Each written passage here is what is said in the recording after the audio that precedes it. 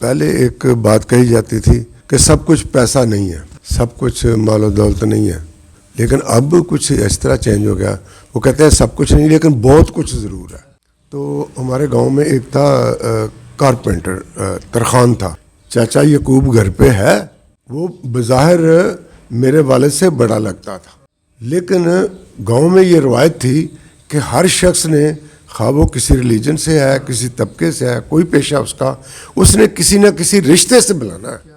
گاؤں میں کوئی شادی ہوتی تھی، وہ سمجھتے تھے کہ یہ پورے گاؤں کی بیٹی کی شادی ہے. محلے کے لوگ، لڑکے ہوتے ہیں نوجوان، وہ بالٹیاں پکڑتے اور پورے گاؤں کا چکر لگاتے. جن کے پاس بھینسیں ہوتی تھی وہ شیئر کرتے تھے.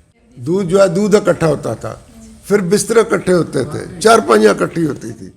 میں نے تو چونکہ وہ دور بھی دیکھا ہے، یہ بھی دور دیکھا ہے. کبھی کبھی بڑا دکھ ہوتا ہے.